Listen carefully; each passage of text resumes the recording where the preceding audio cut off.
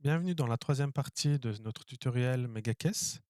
Ici, dans ce tutoriel-là, nous allons apprendre comment créer des boutons afin de les utiliser dans la partie vente sans pouvoir scanner les produits tout simplement. Ce système-là, on l'utilise souvent pour pour les articles qui n'ont pas de code barre. C'est pourquoi on crée des boutons. Pour créer un bouton, il suffit d'aller sur ce bouton-là qui se nomme bouton article.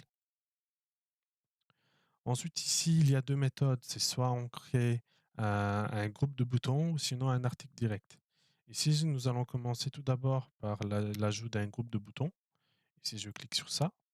Ici, pour moi, les fruits existent déjà. On va écrire les fruits. Ensuite, on fait OK tout simplement.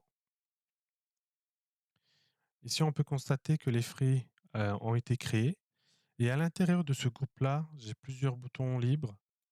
Ici, nous avons aussi plusieurs pages. On peut descendre et monter en haut via ces deux boutons. Je choisis un emplacement vide. Je vais choisir la première place ici. Ensuite, dans Code article, il suffit de cliquer sur ce bouton-là qui est F3 avec la loupe. Et ici, directement, MegaCaisse nous demande quel article nous voulons utiliser pour ce bouton-là. Ici, si nous n'avons pas créé cet article-là, on peut directement créer l'article avec ce bouton-là nouveau. Ici, dans code article, je vais tout simplement générer un code barre parce que les boutons qu'on crée, c'est-à-dire les fruits, n'ont pas souvent des codes barres. Je clique sur F4. Description, je vais écrire pomme. Ensuite, je choisis la famille d'articles. Si dans alimentation, je vais tout simplement créer une sous-famille qui sera fruits. La TVA, c'est 6%.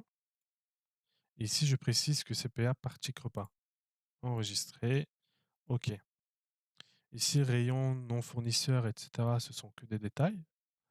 Je vais tout simplement cocher la case article à peser parce que ici, ce serait un fruit, c'est-à-dire, ce serait sûrement au kilo le prix.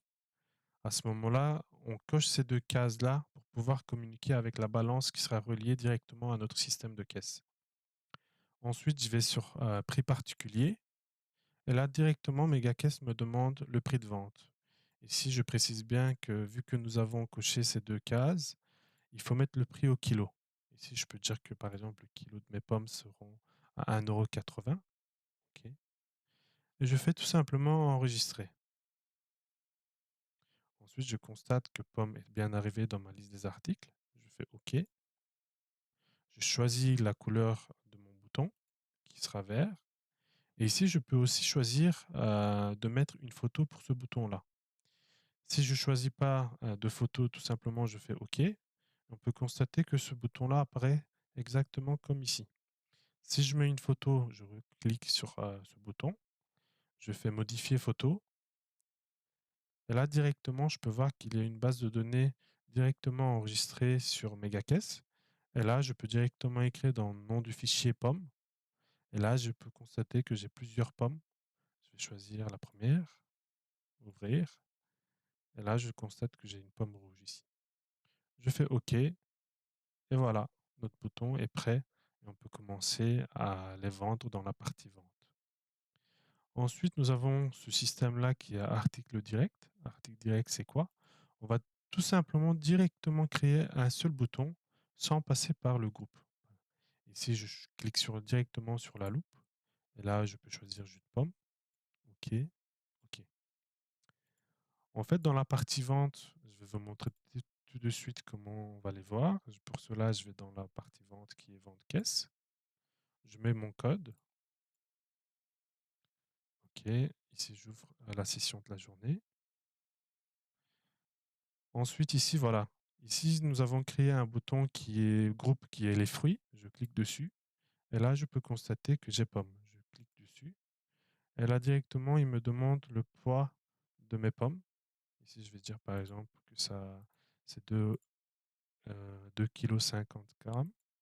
OK. Et ici, il me calcule automatiquement le prix de vente. Ici, l'article direct, c'est tout simplement ce bouton-là. Au moment où je clique dessus, directement, on peut constater qu'il l'a mis ici.